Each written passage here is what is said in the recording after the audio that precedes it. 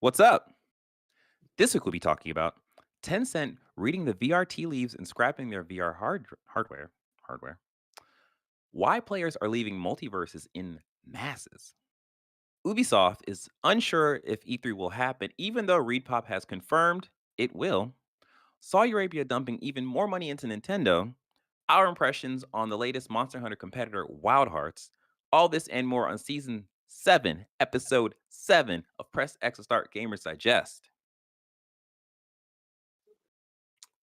What's up, everyone? I'm your host, DJ, aka Sexy Bad Choices, aka Wild Hearts Got My Eyes Dry. I am joined by On MF Ross. what the MF stand for? Missed across the border. Whoa, oh, very apt. Look at that. You can see his Spanish tan. It really is sepia colored over there. No, it's not. It's not. And last up, we have Avery, currently rooting for North America in the VCT lock-in. Please, FNS, do not lose this game. oh dear. All right. Yeah, I'm here. All right. Now you know who we are. Press X to Start Gamers Digest is a video game podcast. That's exactly what we are. That condenses the most important gaming news in the past week into an hour-long meal just for you. We are live right now on YouTube. That's 3 p.m. on Sundays. Eastern. Yes, Eastern Standard Time. You are correct. Because the eastern part of the U.S. is not the only place in the entire world. So you're right. Hey, everybody. How you doing? Don't forget, you can support us by liking the video, subscribing to the channel, and hitting the notification bell. If you are listening, we'd greatly appreciate you leaving us a review on Apple Podcasts or the podcast services you are tuned in on. If you want to join our conversations, you can by joining our Discord at pressx2start.com/Discord. Now that we got that out the way, you know who we are and what we're doing and why we're all here. Let us jump into the gaming news. So, Avery, what's happening in the wide world of gaming? Well, currently we've got a 3v3, Loud versus NRG. FNS has managed to kill Sadhawk. Oh, wait. No, FNS has managed to... Wait. Oh, snap. He pulled out the Cypher ult. He's got information on everyone else on the map. It's a 2v3 post-plant. Oh, it's a 1v2. Oh, Calvin can do this. It's just FNS on a 1v1, and FNS lost. Fuck. It's going to OT. no. Rage quit. Man. You're going to see me punch something right now. The peaks and valleys you just took us through. I don't even watch it, but I was rooting for FNS. Right? John. No. Okay, yeah, so... our first story is from Tom Ivan from VGC. Tencent has reportedly scrapped plans to launch its own VR hardware. So the addendum to this is the company has denied claims that it's expanding its extended reality business unit. So that's here or there. The actual story was reported from Reuters. And the group, Tencent's team was built was about 300 people and formed in 2022 in June. And they were trying to come up with some ring-like handheld controller for the VR. Okay. So in itself, this isn't a big story, but in the wake of the PSVR's sort of weak pre-orders and I'm going to say lackluster launch, the console's not really out, but all reviews are like, this is great hardware. Too bad it's too expensive. And there are not enough games for it. And then there was the entire Facebook Meta situation where they are lost a tremendous amount of money on VR. It's less to deal with VR itself as a platform, but more its metaverse investments. That being said, it's still not it's not great scenes for VR right now. Yeah. And then on top of that, when PSVR first launched, we had the company that made Trover Saves the World. That was a VR game that came out on PSVR that was really good, really popular. But then their next game, not a VR game, so it's kind of troubling. Then there's also rumors that Firesprite, which is a dev house that PlayStation is partnering with originally to do a VR shooter, is no longer going to be doing a VR shooter. So it's not looking too great, but that's a rumor. It's not confirmed yet, so don't know if that's actually going to be the case, or they might come up with something that is a VR thing, might be smaller, they might be working on multiple projects. Don't know. But yeah, this is not great for the overall VR scene, even though PlayStation VR 2 has not come out yet I mean, officially. apparently Sony has supported the original VR all the way up until now with the launch of the Yeah. new one. So I mean, it's fine. I mean, PSVR will be fine. it won't. I don't think it will be, because Hmm. we're also discounting the landscape is not great. They are Mhm. they are charging an extremely large. They're charging an obscene amount of money for this hardware. It doesn't matter its quality. It is a more. It's the you're going from this is a really cool piece of tech that I kind of want to get on top of my PSVR to I need to be into VR to really want to do this with the price point they put it at, and then you have to look at the relationship with the PS Vita. Mm, Yeah, I think time will just tell. yeah, and then Ultimately, it is possible that they are, you know, not necessarily scrapping this hardware. They can just be delaying it until they are more sure about the environment that they're going to release the product into. I mean, yeah, Uh, Tencent. Yeah. good. Oh, continue. No, continue. Oh, I was going to actually jump to Apple because they are also working on a headset, and I just did a quick Google. Turns out they're going to postpone their introduction of the headset, even though that's going to be a premium headset in terms of going to cost probably an absorbent amount of money for. But yeah, so they're also delaying their introduction too. So it could be a thing of people are getting cold feet now. They're unsure. Like, you know, a couple episodes ago, we were talking about how there's been massive layoffs and stuff. So the game industry market is definitely pulling back and not necessarily spending that money on things they don't want to take a chance.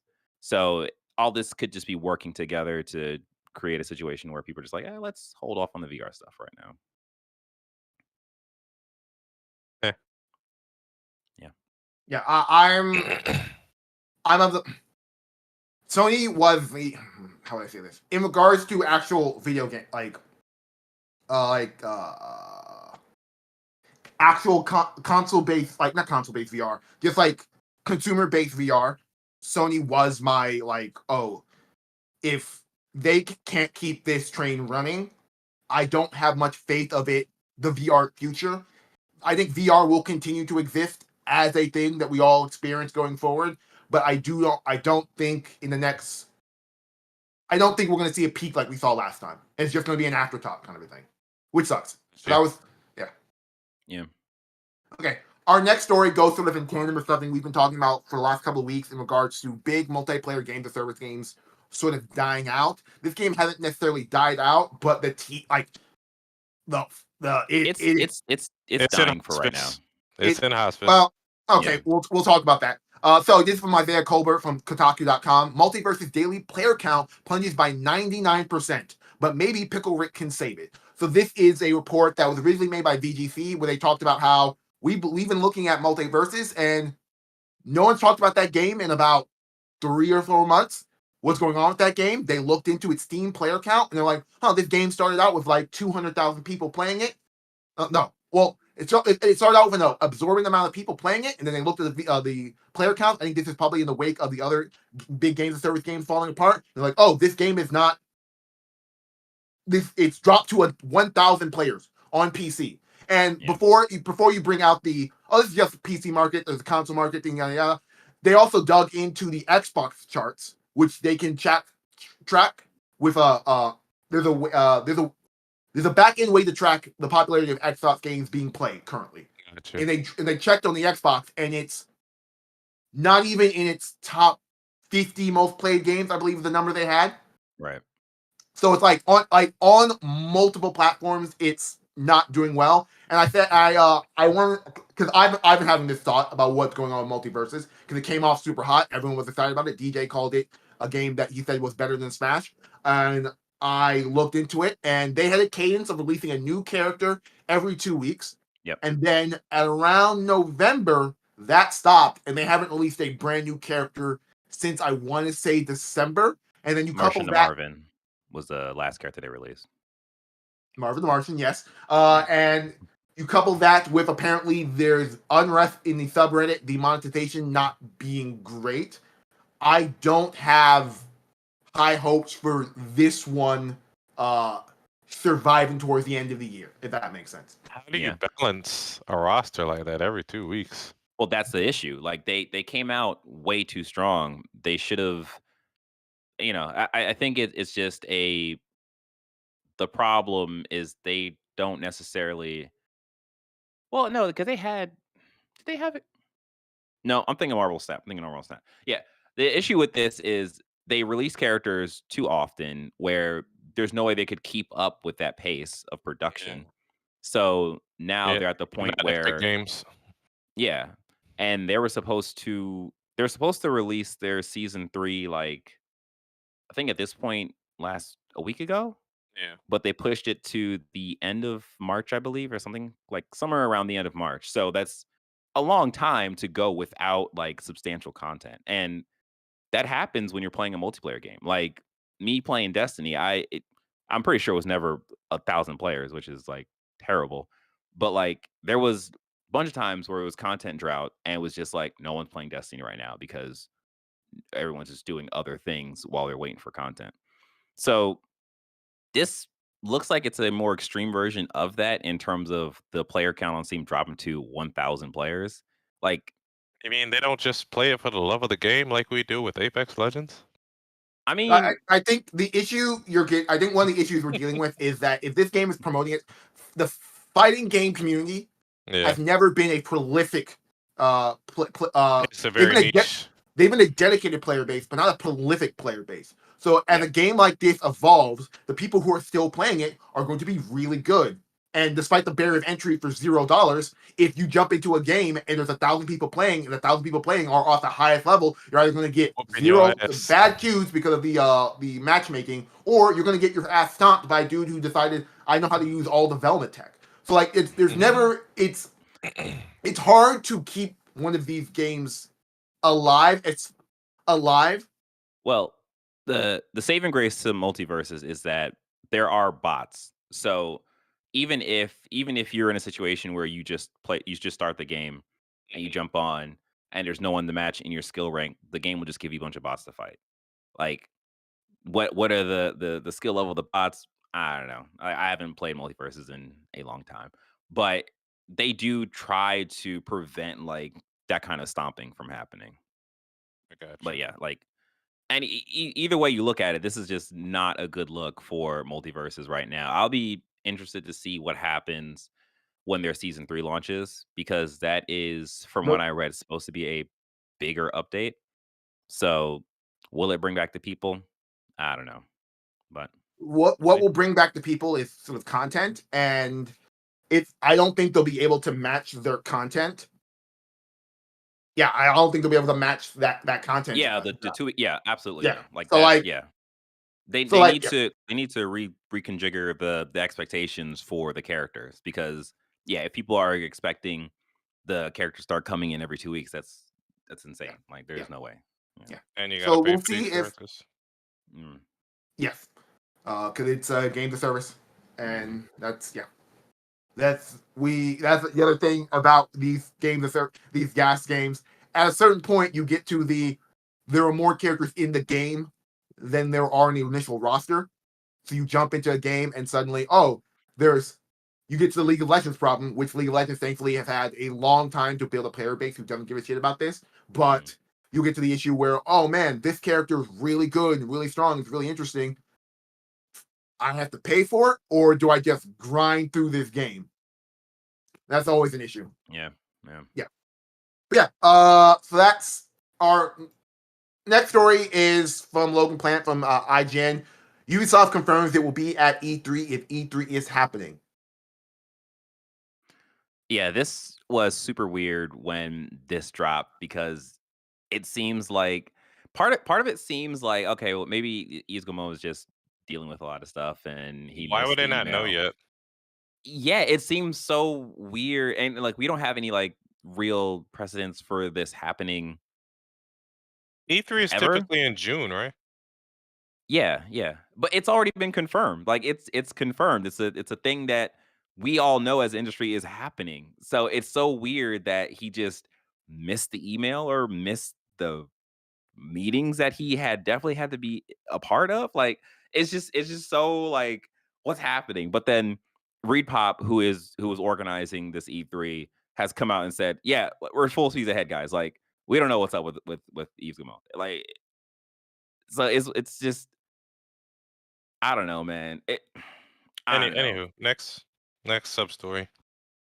Yeah. Apparently, there is a sub story to this that this is from Rebecca Valentine from IGN. Ubisoft says delays, cancellations were because it was making too many games at once.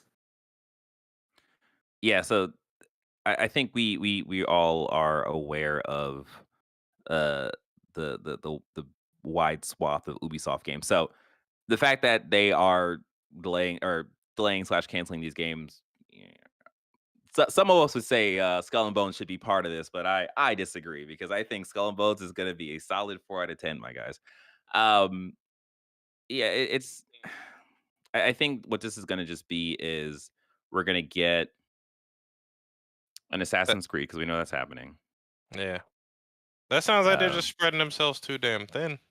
yeah, yeah, unfortunately, but again, there's a restriction happening in the industry as a whole, so this is just a common thing. It is what it So yeah, is. I Avery. don't think I'll miss too much of their games. Yeah.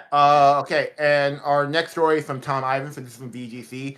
Days after its last increase, Saudi Arabia yet again ups its Nintendo stake. So this is Saudi Arabia, the how do I say this without being xenophobic?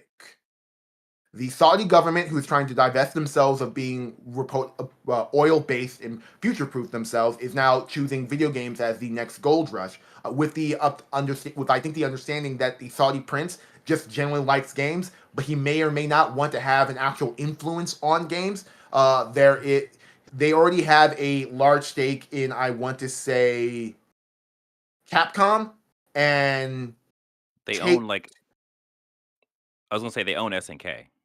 yeah, own entirely of SNK, so the King of Yeah, Fighters franchise, and then they have a yeah, take in Capcom, but they've increased their Nintendo stake from about 6% to about 7%, which isn't really enough to influence anything, but it is interesting to see where they go from there.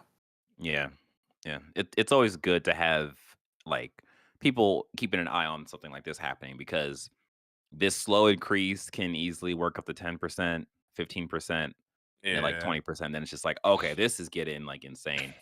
The flip side of it is that because Nintendo is a publicly traded company, they can't really do anything other than buying the rest My of the shares stock back. out. Yeah, so they're in a weird place too because like, hey, it's money. We need money to make games, you know. But it's like, I think Nintendo's really hurting though. There is no morality in capitalism, so there's nothing you can say in regards to. Well, there is, but not at that big of a corporate level, if that makes yeah, sense. yeah, yeah. Mm. I mean, Yeah. if Saudi Arabia is funding the next Mario game, you know that hurts. I don't think they would allow to get taken over like a Japanese government, just like who tried to do a hostile buyout? Was it Ubisoft or That somebody was tried to buy Vivendi. Ubisoft? That was Vivendi. Vivendi, and it was Ubisoft getting bought out by Vivendi. And Okay, Ubisoft had their entire thing, which is a French company, had their entire thing in order to change that. okay, yeah. I Yeah. don't see Saudi I do Arabia not. buying Yeah, too I much in Nintendo. do. I don't understand enough about Japanese stocks and corporation stuff to enough, but I have heard that it is difficult for a Western company to buy a Japanese company. Yeah. That being said, Saudi Arabia isn't a Western company. It is Yeah. a Middle Eastern power. So So there's about that, from what I've heard, the one of the issues is just having all the documents translated from Japanese to whatever that language is, which causes even more time and more processing power. So that just makes it like difficult to just go through a big acquisition for that because it's just like you don't really want to deal with that. But What the money hell is are you money. talking about, So DJ? Yeah. no, that's a thing though. That's a thing. That's why it's easier for a Japanese. That's why like PlayStation has a studio in not studio, but like has a branch in Japan, so they can just make the Japanese like um what's the word? Anyways, whatever. It's I just mean, harder because language barrier. That's what. I That's mean, what I think what you should say is that PlayStation is a Japanese company. yeah. They don't have a Japanese branch. They are a Yeah, Japanese yeah, company. yeah, yeah. If you've This, been on PlayStation, you know what the fuck I mean. this man done turned Sony into a fucking American company. Uh, yeah. With that being said, now that you know that PlayStation started in America, do us a solid. Like this video, subscribe to the channel, hit the notification bell. Once you do that, go to the Wikipedia page for PlayStation and check where it was created from because I'm pretty sure you'll be surprised. You know what I mean? And Kutaragi coming to kick your ass. Oh, jeez. All right.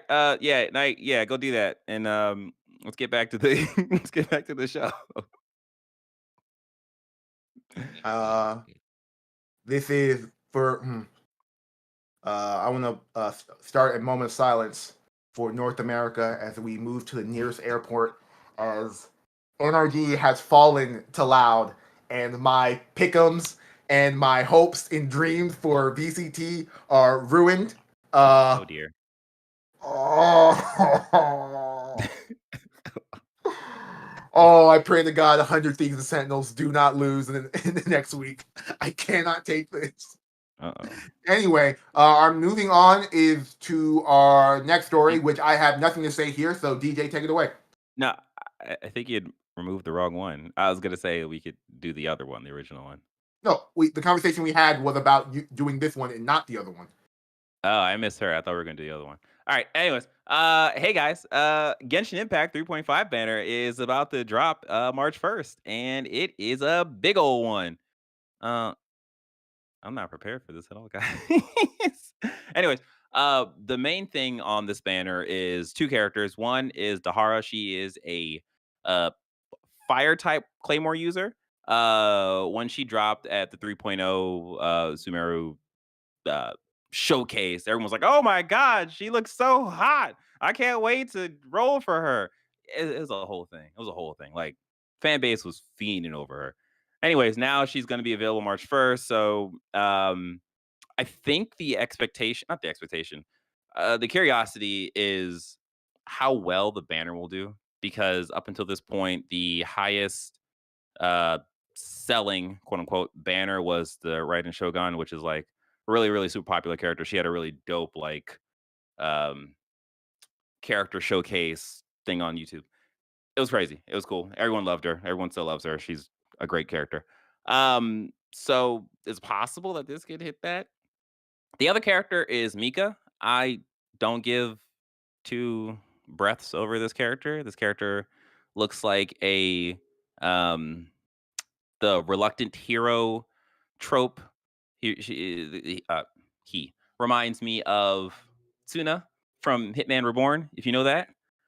I absolutely hate that character. So yeah, there's a bunch of stuff. If you are interested in Genshin Impact 3.5, if you're interested in Genshin Impact, you already know this is happening. So I'm just kind of speaking to the crowd. Yeah, I don't have anything set up for this, so this is just what's gonna happen. Yeah, and there's also a bunch of events happening, and they're also giving a bunch of primo gems. So you know what it is if you're playing. All right, Yeah, everyone. what time What's it next? is? Okay, our final story in this surprisingly quick episode of Press X to Start is from Oh Game no, no, Associated. we got to talk about Wild Hearts. I want to We're talk about not Wild done. Hearts. Shut up. You Okay. said a quick episode of Brother. Hey, so this is for the live show, but this is for the live show, but this is a note from Marcus.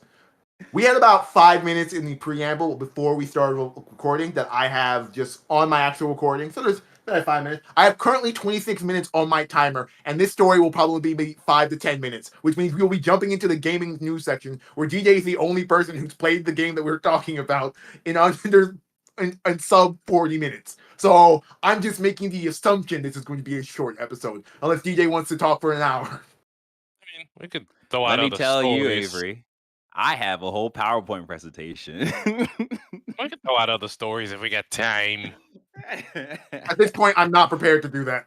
Yeah, Like, right. like the flow of this entire I'm not prepared for that. Yeah, so this story from GameIndustry.biz. This is from Brendan Sinclair. Microsoft confirms Game Pass cannibalizes sales. I would like to say before I get into this story, yeah, that's what subscription services do. But this comes out of their their ongoing conversation with the CMA and UK retailers, where in the documentation, I believe that there was the actual verbiage is Microsoft has submitted that its internal analysis shows a redacted percent decline in base game sales 12 months following their addition on Game Pass. Now, this isn't a big thing in the grand scheme of things. Like, as someone who is not a Game Pass subscriber and is very anti-subscription service to begin with in general, this makes sense to me as a realization of the product. That being said, it flies in the face of things Phil Spencer said when Game Pass started, when people were saying this is what subscription services do, and he's like, no. This is the reality. I believe his exact quote is, when you put game like Forza Horizon 4 on Game Pass, you instantly have more players of the game, which actually leading to more sales of the game. Now, there are two schools of thoughts. There is the general school of thought that this was the early days of Game Pass. The attachment rate wasn't that high. So it wasn't even that Game Pass was generating more sales. It was just more people who are buying the game were buying the game regardless. And it was separate from Game Pass as a thing. And as Game Pass has ballooned out, that percentage has disappeared and whatnot. And what they're getting is probably more numbers of players, but less box sales. But if you're under the minds, Xbox is flipping them on this, on whether Game Pass is the driver of their business plan or just a facet of their business plan. So I don't know either or what they really feel about how this is a good or a bad thing. Then there's the other one, which is disingenuous, and it asks you to question how you feel about Phil Spencer as a PR spokesman for Xbox, is that he was just lying out of his teeth about this when he initially said that, and just the PR thing. I don't know. I honestly don't know which one to believe. But yeah, and there is a school of thought that the percentage isn't that big that they're losing money on. And I would say to that, if it wasn't that big, why is it a redacted part of this document? I don't think it's massive, per se. I don't think this is a 75% drop in sales, but I don't think this is like a 1 or 5% drop, if that makes sense. Yeah. It's a number big enough that they don't want out there because it could affect their business. So that makes sense. This also is in tandem with the reason we got this cannibalized statement is this was the words of Activision Blizzard and why they didn't want to put any of their games on Game Pass, which has been my bitch, we're gonna buy you. Yeah. Couple that with, I'm gonna be generous. A lot of devs have come out when this news came out and said, no, Game Pass 100% helped our sales, and we are 100% taking every Game Pass deal that we see. Yeah. To that, I would say is that the devs who are, I think Game Pass, to a certain degree, is good for small devs who weren't expecting a lot of sales. Right. Because it's an instant influx of cash, and it gets your name out there, and if your game is good enough, it will generate sales on other platforms who don't have Game Pass. I think that is 100% customers for your next project. Yeah, which that I think is true. And DJ, I think you went away. Yeah, I'm not sure why that happened. Oh, you're back. And then I think for Xbox, they put their entire they put all their eggs in the Game Pass basket in regards to the sales of their sales, and we still don't necessarily know how Xbox in particular, their first party games are being impacted by the by the sort of power of Game Pass. But I do think this puts the nail in the coffin on bigger blockbuster titles being on Game Pass, if that makes sense.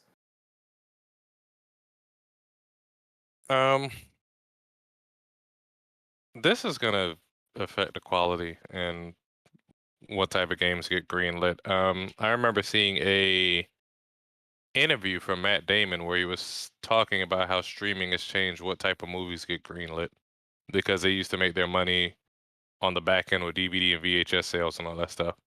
We haven't seen it yet materialize, I think, with games just because of how much longer they take to make versus film. But I guess time will tell what happens with this industry, unfortunately. I think Game Pass is an interesting place because they're in a chicken and the egg situation right now, in which they're currently not everywhere as a platform. Like you can't just pick up any TV to get Game Pass. I mean, literally, they're still throwing it at you if they can to keep you in that passive subscription thing. But as we talked about earlier, there's Game Pass subscriptions are slowing down. I think you said that it was everyone who has it already has it, and everyone who wants it already has it right now. For the most part, yeah. For the most part. So it's interesting how they're going to move going forward. I do 100% agree with you on the Matt Damon quote. I think that's one of the things I talked about early on, talking about Game Pass as a platform and subscription services as a platform. But it is what it is in regards to that. I think Game Pass currently will be fine. I think the test of it will be Starfield. If there is a massive influx in Game Pass subscriptions for off the back of Starfield, it is here to stay. But I don't think Xbox is still at that place where they can go to any platform and say it is better for you as a game. How do I say this? They're depending on their own first party to be the blockbuster to get people in the Game Pass, and they're depending on the second, and they're depending on indie games and smaller titles to be the quantity that keeps people sitting here. We'll see, because I mean, Starfield wasn't made initially with Game Pass in mind. It'll be a pseudo test of Game Pass, but like you said before, there needs to be a game that you can only get on the subscription service to really be a good gauge of that. People may still buy Starfield just because they want to own a physical copy. But we'll see what the numbers Well, look I mean, like. okay, here's the sub story. You just mentioned physical copy. At a certain point, I don't think Microsoft is selling physical copies of their games going forward. There was a small story about how Redfall, I think even the basic edition of that doesn't actually even have the disc in it. It just has a code to use to download the disc, which is not a nail in the coffin of Redfall, because that game still has a lot to do. That game still has a lot of promise to live up to. But it's one of those things where like that means it does not have a it doesn't have a ironclad future unless Microsoft is really generous, and there's no like game preservation for that. There's no game actual disc. And it's so one of those F you if you have shit internet, and F you if you have data caps, basically. But I mean, we're in a weird spot now because even if you were to get the physical disc or whatever, majority of games are just keys.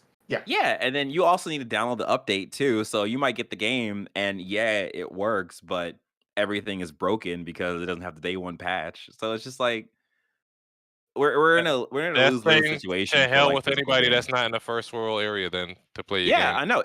It sucks. It really sucks. Like I totally am agreeing with you in terms of like it's terrible that you literally need Don Matrick bullshit. Hey. He was right. We got a product for you. It's called Xbox 360. That's some bullshit. Yeah. I still can't. Here's another side. I'm sorry for jumping on the Xbox hate train. I still find it insane that their console is called the Xbox Series X and the Xbox Series S.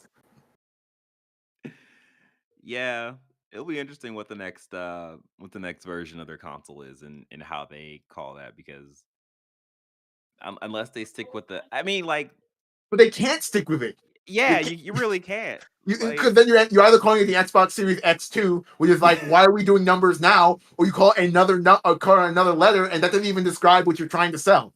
It has to be something completely different. It's a The Series Wii XS. problem. What'd you say, Sean? They're gonna run into the Nintendo Wii U problem eventually. They ran into it at the beginning of the generation when they were still selling Xbox One X's and Series X's. Xbox One X, Xbox One S. Jeez. But no, that's not here or there. I think to put a pin on this before we jump into what we've been playing, I think Game Pass is a fine product and it is a great deal in gaming for people.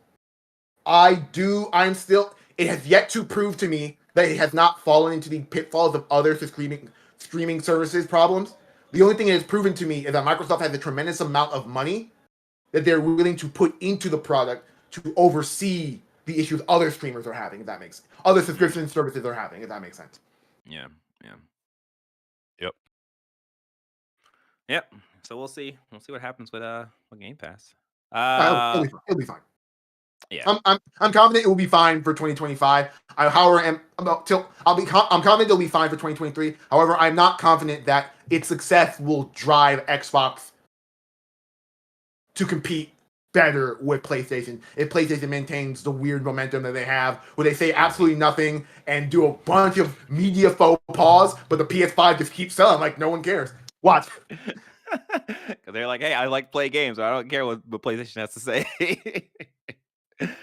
Oh man, you're not wrong though. All right, that has been the gaming news. Now let us talk about the game that I have been playing, guys. All right, so as I mentioned at the start of this show, there is a EA published um Monster Hunter competitor called Wild Hearts. And if you're in the Monster Hunter, you probably know what Wild Hearts is. If you're not in the Monster Hunter, you probably know what a Wild Heart is. It's a person that can't be tamed. Just like this game, it can't be tamed.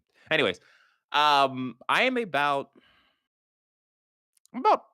4 or 5 hours into this game, and I absolutely love this game.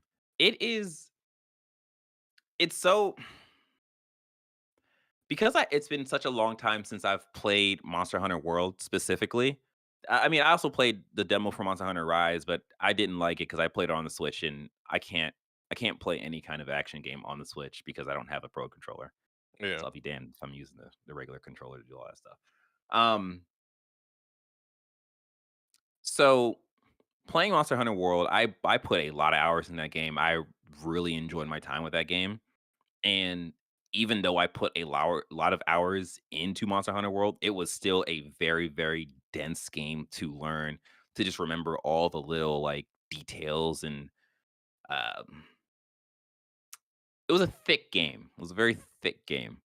I am delighted to experience Wallheart and find that it is also a thick game, but it's not as thick. They've streamlined a lot of different things that um for me was kind of grating when it comes to Monster Hunter. So one of the things in Monster Hunter, there's a bow class, and you have like 4 or 5 different uh, bow.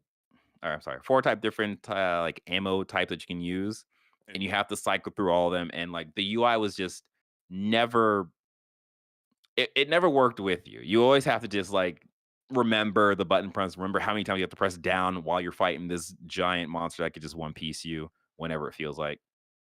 All that stuff has been streamlined and handled well in Wild Hearts in terms of there is no ammo types. The bow that you're upgrading, you can change the bow to fire different ammo types. You can use your katakuri, I think it's katakuri, to which is your magic Fortnite ability to like put down a fire trap, and then if you run through the fire trap, you have fire ammo or whatever. So all this stuff, really, really cool. Um, I'm actually about to switch over to some gameplay. There we go. Nope. Okay, that definitely just restarted. Uh, yeah. So, oh god, whatever. I'll wait for that to pass. Um, trying to gather my thoughts. I really, really enjoy the game for how much fun it is to actually hunt and fight the monsters. I don't know if I am just in the infatuation period where it's just like, oh, everything is new to me. Like, oh, this is cool. This is really fun. Um, what the fuck? Why does it keep doing this? All right, whatever. We're not gonna do that then. That's weird. It's showing. Huh. It No, did. but it keeps restarting the video for some reason. Oh, that's fine. Yeah. It's all right. All right. All right. Okay, good. We're good. We're good. All right. So the character creator in this game, people are really enamored with it. I think it's fine, especially being a black person. I can't get a hairstyle like my hair right now because, this is just a Japanese company and they put a lot of details in, the other skin color hairstyles and stuff. Anyways, it's still very expansive. You can do a lot with it. You can get all crazy with it. You can do cool color eye stuff. It's fun. It works. It's not like terrible thing where it's just like, I don't like my character. I have a character that I really like. Um, when it comes to moving around in the game, I think I enjoy it better than Monster Hunter because I feel like I have more mobility. Yeah. The Kari whatever, the magic Fortnite ability that you have in this thing where you can just build whatever you want, it really works very well. And it's a thing of I've gotten so good at it where I am chasing down a monster. The monster turns around, goes to attack me. I stop. I throw down 3 blocks to like scale up the blocks, and I jump over the monster as it destroys the blocks. And it's just like that feels so good. It you feel like a badass when you're like doing things properly, and then Jesus person. You know what? Whatever. Fuck it. Okay, we're just gonna talk. We're gonna have a conversation between just you and you and us. You know what I mean? Yeah. So playing this game, man, I am having such a great time. The story feels like kind of Monster Hunter, where it's just like, hey, man, there's monsters out there that's destroying our village and towns. We need you to come fix that because you're a hunter and hunters do that. So I'm like, all right, cool. I'll go out there and do that.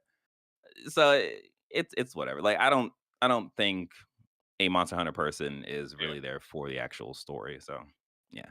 Um yeah. Oh, I haven't had a chance to do the online mode, but that does feel a little easier to do than Monster Hunter proper because you just go to a campfire and it's like, oh, play online. You can just press the button, you can play online. I just haven't had a need to. I've soloed everything. Shout out to the King Tusk, which is the giant boar creature that they have shown like in most of the marketing for this game. Yeah. That shit is a menace. That is a real like when I first rolled up on it, I was like, all right, I got you. I hit its leg, it turned around, it reared up, and it just sat on me. And like my health just went zero. And I was like, all right, I'll be back. Came back, hit in his leg again. I pulled back, and it was like, no, I'm a big motherfucker. And it sat on me, and like the shockwave like killed me. I was like, God damn. So would you say that it backed that ass up on you? Hey man, it did. I wasn't ready for it. I had no support shot. So yeah, so overall, I'm as you can tell, I'm having a good time with this game. I am pleasantly surprised with what they've done with this. Like, the last Monster Hunter game that I've played was Dauntless. I Yeah. really enjoyed that game, but it definitely felt like a B tier Monster Hunter where they were very much so inspired by Monster Hunter. It was a free to play game, so of course there was microtransactions and that stuff was somewhat well worked. Like I never spent any money in it, and I had a good time and didn't feel like I needed to spend money. Um, I think I'll be interested to see how how long they support this game. Because I think that was the best part of Monster Hunter, where it's just like, all right, well, now we're gonna add a winter event, or now we're gonna add another couple of monsters, and then as it time grows, they have like 20 or 30 different monsters that, if you are in that Monster Hunter world, you know what the monsters are. So it'll be interesting to see like how far this goes. 'Cause it seems like it's doing pretty well. The Metacritic, I think it's low 79 or open crate is like low 79 or 80 or something like that. The meta is about 79 right now. Okay. Yeah. So that's, it's a good game. The last thing I want to say is there is a lot of people uh talking about the graphics of this game and how on PC it's completely borked. There are weird lighting issues that happens. There's essentially just a certain level of visual jank that's happening. I I noticed some of that I'm playing on PS5, of course. And it feels like the game was built for PlayStation 5 and then ported to PC, ported to Xbox because I don't like this game looks beautiful in a lot of places. But of course, there are weird times where the the King Tuss throw that ass on me and I just get shot into like a wall or shot into a tree and like the camera goes all haywire because there's no like auto lock. So I definitely get that, but overall, I've just been having a good time with it. It's really pretty in a lot of places. The character creator, when you zoom in on the faces, it looks so good. It looks so good. When you zoom out, it's whatever. You not really need to look at the person's face. But yeah, I'm gonna be playing this. Cameron, if you remember him, that guy, he's also playing this. So at some point we're going to party up and do it. Um, so we'll see what happens with the online mode. I'll have more to talk about later on. So yeah, that's it. That's Wild Hearts, guys. It's a great game. If you are interested in Monster Hunter, if you played Monster Hunter at all, if you just want to get into Monster Hunter, I would suggest trying out Wild Hearts because it is a good game. All right. Yeah, I think I don't really nothing, right? You want to talk about Apex? Sure, we got fucking time. I'll Yeah, keep go this for it. short. Apex Season 16 happened. We briefly talked about it when it was announced and what the full details of it were going to be last year. I mean, well, not last year, last week. So I've had about 3 to 4 days of hard grinding the game, and I will say that the meta of this game has never felt so fresh and so interesting and so dynamic. I just wish the player base of this game weren't fucking idiots. Oh, in terms Like, of like not knowing what to do. it's not even not knowing what to do, is that now when you pick a character, there are greater ramifications for how that character synergizes with the rest of your team. Oh, Yeah, if you yeah, play Vantage, if you're a one-trick Bloodhound, which is not good in this season, so I don't know why you're one-tricking Bloodhound, but if you're a one-trick Bloodhound, you now have the ability to UAV scan for information around the map. Maybe we use that to pick fights, pick third parties, do stuff like that. Oh, if you're playing a defensive legend like Catalyst or Caustic, you can scan for next beacon. Maybe we use that to find final zone so we can camp. Not camp. Set up. No, it's fucking camping. Set up at the final zone and get kills. They run in. If you're playing a rotational legend, there's so much things to do that players can. I think at least on console, at least I don't think players consistently still are playing like brain dead. I had 2 or mm, 3 games where like I don't know. I had one game where like it was me. We were playing Stormpoint. I had a teammate who was an Octane. No, I had a teammate who was a Fuse. Who me and my other teammate are on comms. This is ranked. We're on comms and we're like, hey, I'm playing Catalyst. I'm like, I know where the zone is. Let's go to the zone. Teammate just goes north. Then he's not coming, not saying anything. His character just says, I'm fighting someone. He's not even hitting the button to say I'm targeting someone to let you know the enemy there. He says, oh, I'm yeah. fighting someone right now. He's got white armor. We don't know what guns he is. So he dies. I have to go As you would. pick. Yeah. I have to go pick his tag up because I'm not playing a support legend, so I can't just craft it. So I have to go get his tag. I have to. Oh, only the support legends can craft it? Yes, and the thing is, your box can be timed out to 0, and they can still craft to get you back into the game. So there's actually a viability to a support legend. Yeah. Just don't pick Lifeline. Come on, guys. There are better support legends in the game. The better support legends who do her job.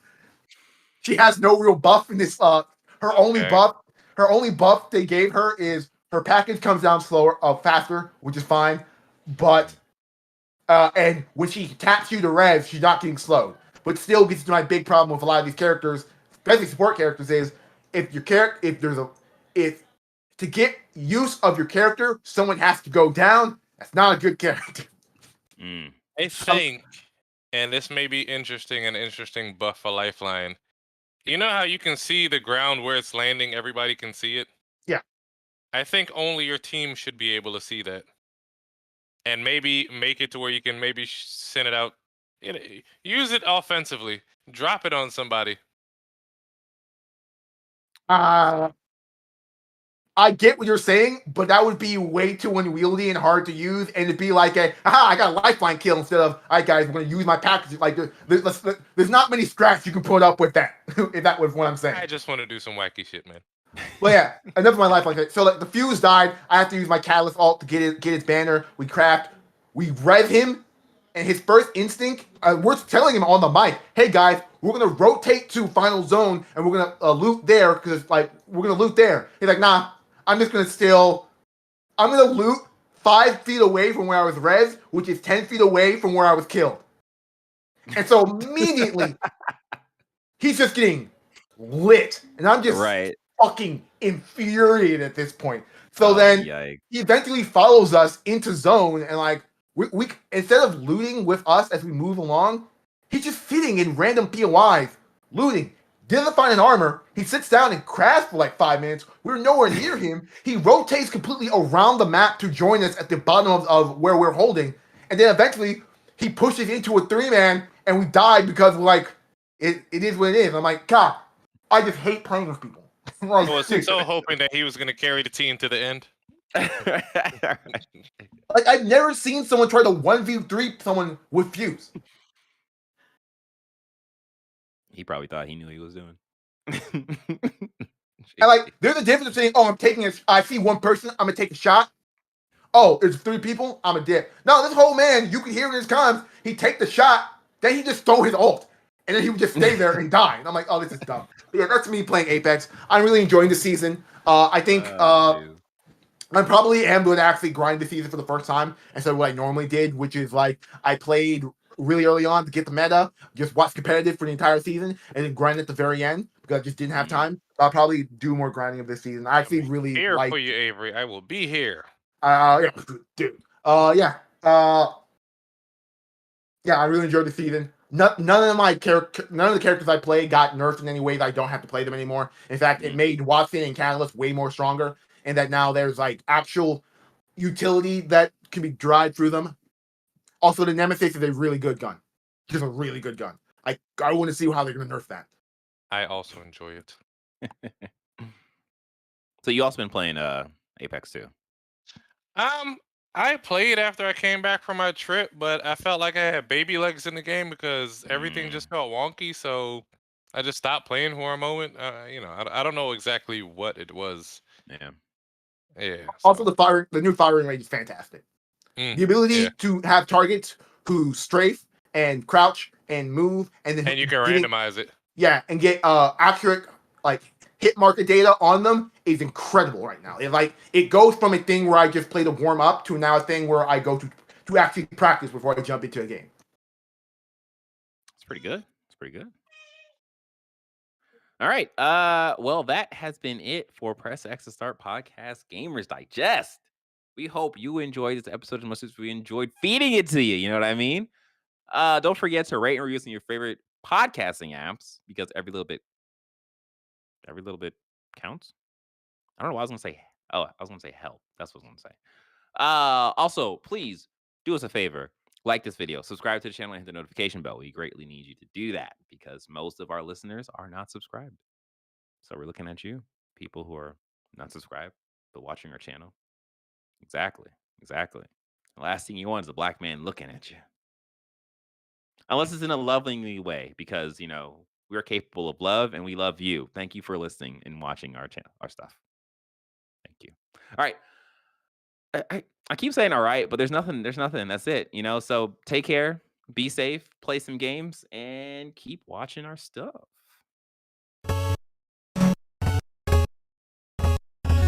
Later, y'all.